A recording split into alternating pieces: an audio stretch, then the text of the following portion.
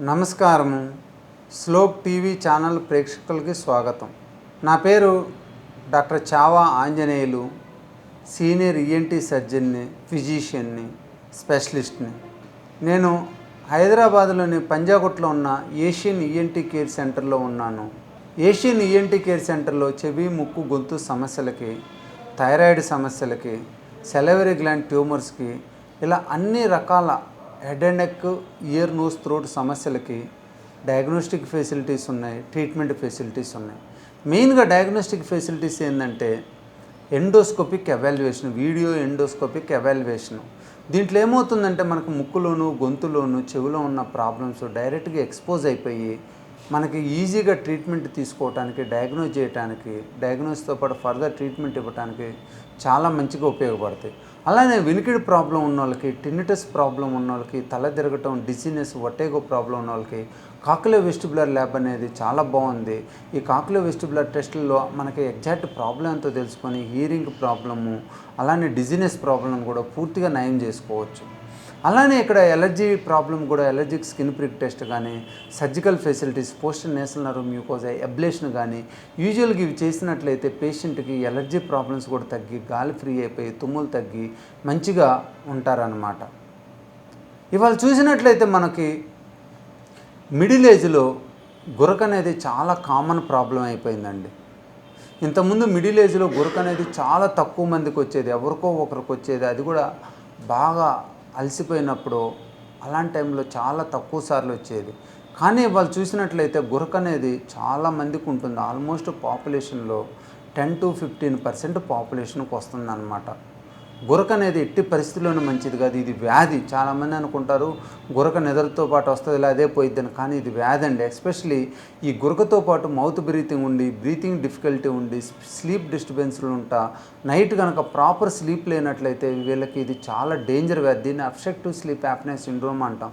Severe obstructive sleep apnoea సిండ్రోమ్లో గాలి తీసుకోవడం ఇబ్బంది, గురక రావటము, నైట్ నిద్ర లేకపోవటము, ఇవన్నీ చాలా ఇంపార్టెంట్ సిమ్టమ్స్. దీనివల్ల వాళ్ళు డే టైం మంచిగా వర్క్ చేసుకోలేరు, డే టైం స్లీపీగా ఉంటారు. ఈవెన్ డ్రైవ్ చేస్తా కొంతమంది డ్రైవర్లు యాక్సిడెంట్లకు కూడా గురై ప్రాణం పోయే అవకాశం ఉంటుంది.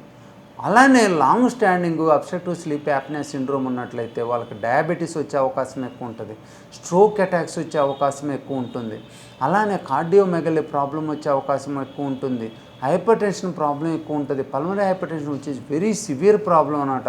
గురక కంటిన్యూస్గా ఉన్న వాళ్ళు ఈ ప్రాబ్లమ్స్ అన్నీ ఉంటాయి అన్నమాట.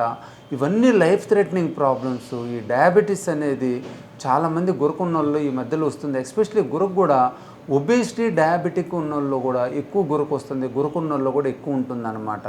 సో ఈ గురకని ఎట్టి పరిస్థితుల్లో నెగ్లెక్ట్ చేయొద్దు.